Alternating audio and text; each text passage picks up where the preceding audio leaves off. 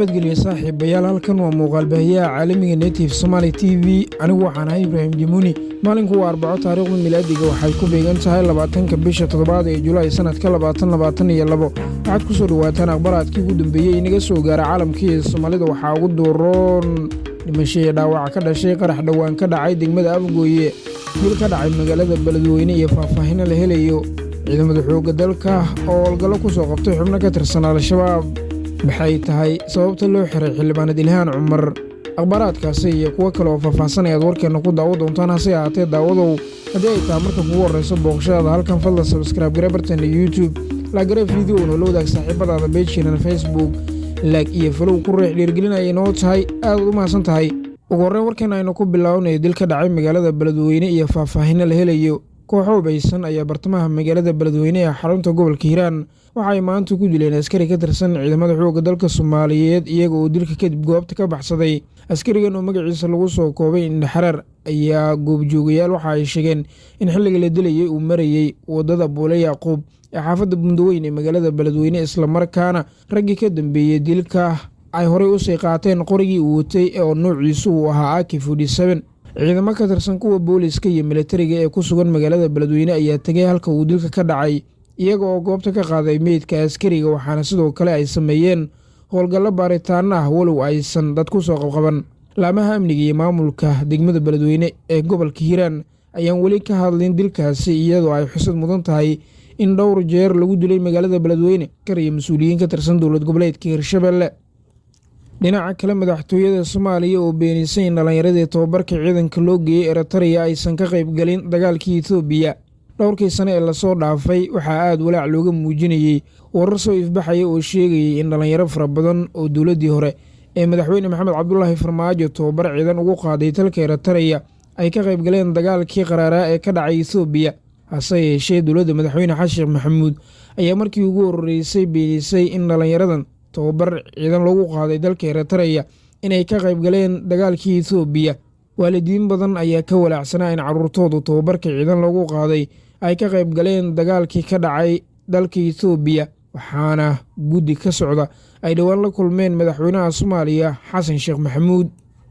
ciidanka xoogga dalka oo howlgallo ku qabtay xubno ka tirsan Al-Shabaab ciidamada xoogga dalka Soomaaliyeed ayaa saacadihii la soo dhaafay howlgallo qorshaysan ka fuliyey deegaanka Leego iyo Aqbari Weyne warta madax maroodi oo hoostaga degmada Walaweyn ee gobolka Shabeellada Hoose taliyaha ururka 64 ee xoogga dalka Soomaaliyeed Cali Cabdullaahi Halac oo howlgalkan hogaaminaya ayaa sheegay in ujeedkan uu ahaa sidoo Al-Shabaab looga saari lahaa deegaanada isla markaana loo xaqiijin lahaa ammaanka guud taliyaha ayaa sheegay in howlgalkan ay ku soo qabteen xubno ka tirsan Al-Shabaab kuwaasi oo mararka qaar weerar ka geysan jiray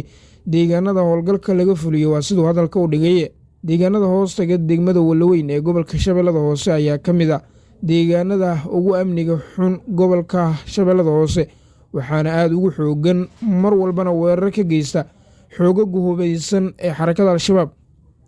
geesta kale dhimasho dhaawac ka dhashay qarax dhawaan ka dhacay degmada Afgooye qaraxan oo ahaa minada nooca dhulka lagu aaso isla markaana laga haga meelaha fogfog ayaa gudaha degmada Afgooye ee gobolka Shabeellada Hoose waxaa maanta lagula egtay ciidamo ka tirsan booliska degmadaasi waxaana ka dhashay khasaare dhimasho iyo mid dhaawac goobjoogayaal ayaa sheegay in ciidamada xilliga qaraxa lala eeganayay ay marayeen waddo ka tirsan dhinaca haanta dheer ee suuqa ariga iyo qudaarta waxaana ku geeriyooday qaraxa hal askari iyo kaba marqaatigii suuqa qudaarta ee magaciisu lagu soo koobay Mukhtaar halka 3 kale oo ka mid ah dadka shacabka ay ku dhaawacmeen ciidamada booliska ee qaraxa lala eegtay ayaa socdaalkooda iska sii watay kadib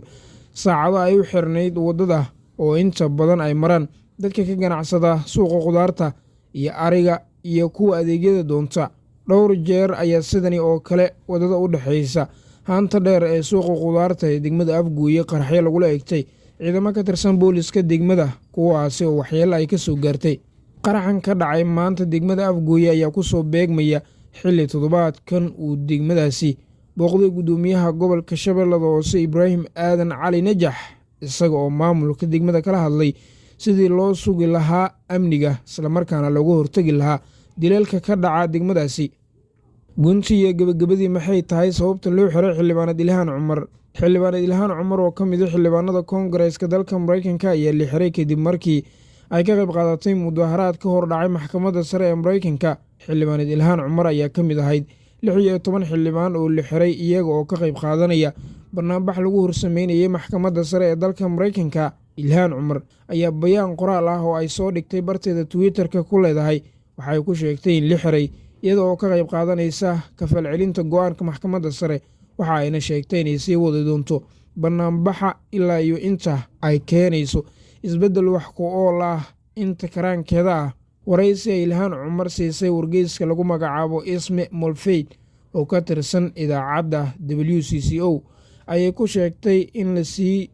siiyey tikid ganaax oo dhan $50, sidoo kalena sawir laga qaaday iyada oo xabsiga ku jirta laakiin aanan faraha laga qaadin. Xildhibaanad Ilhaan Cumar iyo xildhibaanada kale ee la xiray ayaa ka qayb qaatay barnaamij lagu horsameynayay maxkamadda sare ee dalka Mareykanka. Barnaamijkan ayay uga soo horjeedeen go'aanka ay maxkamadda sare ee dalka Mareykanka ku diiday sharciga oggolaanaya in haweenku ilmaha iska soo tuuri karaan. Booliska magaalo madaxda dalka Mareykanka ayaa xaqiijiyey in 34 qof lagu xiray mudaharaadyadii ka dhacay. 34 qof ee la xiray waxaa ka mid ahayd Ilhaan Cumar iyo 15 xubnood oo iyaguna ka tirsan Koongareeska dalka Mareykanka. saaxiibada qiimaha badan guud ahaan waa inaga intaa warkii aad kala socoteen muuqaalbaahiyaha caalamiga Native Somali TV. Warka waxaa aqrinaya anigu Jimuni. Tan iyo warkan kiisa xigan oo la kulantay nabadgelyo.